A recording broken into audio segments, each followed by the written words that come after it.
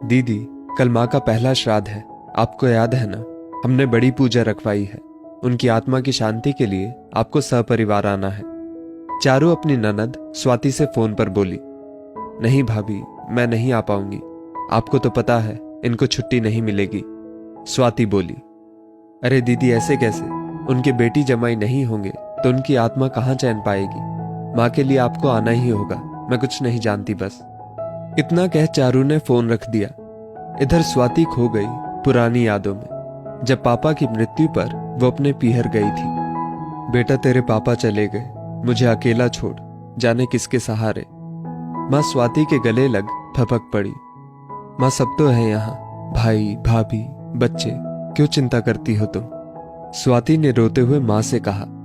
कुछ दिन स्वाति माँ के साथ रहकर वापस लौट आई थी, पर अक्सर फोन पर बात होती रहती थी, कभी कॉल तो कभी वीडियो कॉल।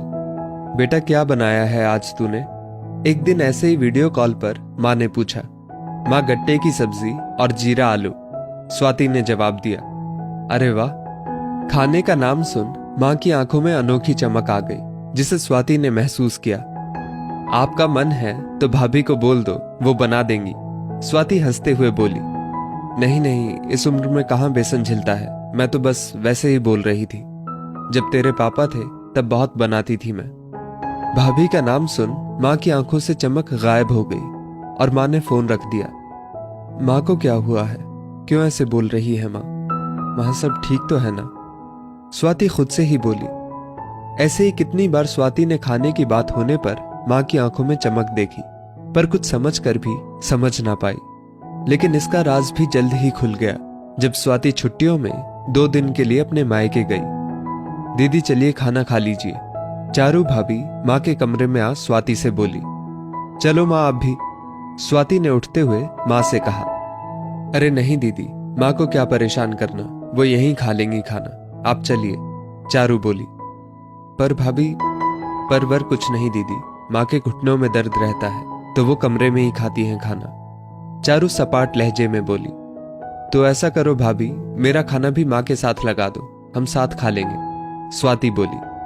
स्वाति की बात सुन चारू कुछ बोली नहीं, पर स्वाति ने साफ महसूस किया कि चारू को ये पसंद नहीं आया, पर वह चुपचाप चली गई और स्वाति के लिए प्लेट में सब्जी, पूड़ी, रायता, अचार लेकर आई और माँ के लिए दलिया।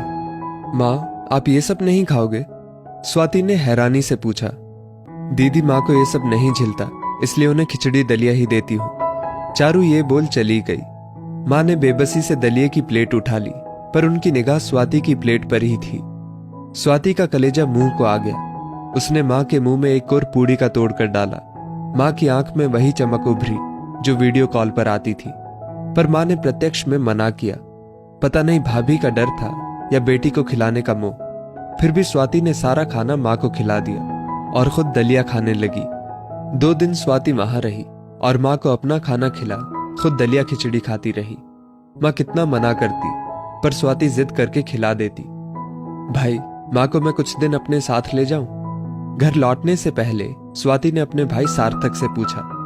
पागल हो गई है क्या? लोग क्या कहेंगे?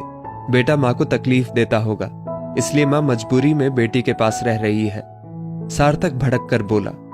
सही तो कह रहा है ये बेटा, बेटी के घर माँ जाती अच्छी नहीं लगती, तू आराम से जा, मैं यहाँ खुश हूं।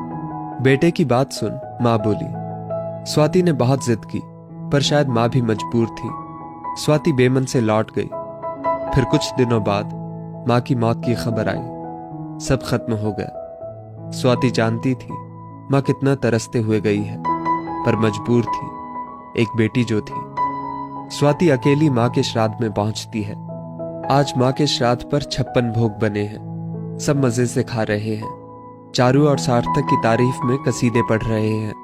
उन्हें दुनिया का सबसे अच्छा बेटा बहू बोल रहे हैं। जो माँ के मरने के बाद भी इतना सोचते हैं माँ के लिए, तो जीते जी कितनी सेवा की होगी।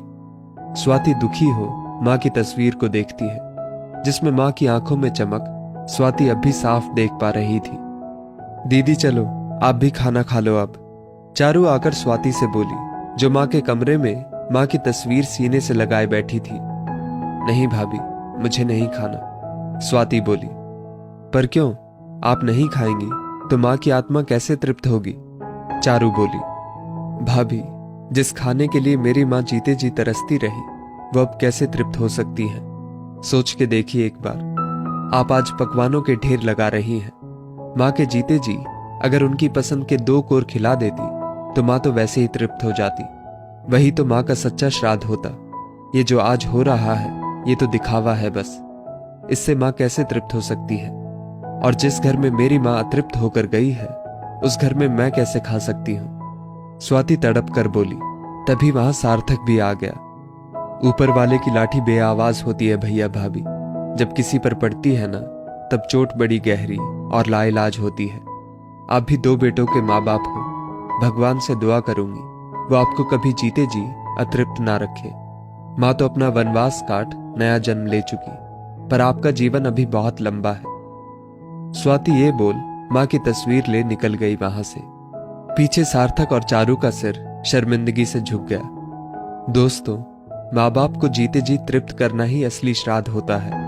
उनकी मौत के बाद आप कितने 56 भोग बनवा लो, सब बेकार है। इस स्टोरी को लेकर आपकी क्या राय है नीचे कमेंट करके जरूर बताइएगा। और ऐसी ही और भी बेहतरीन वीडियोस के लिए हमारा पेज जरूर फॉलो करें। धन्यवाद।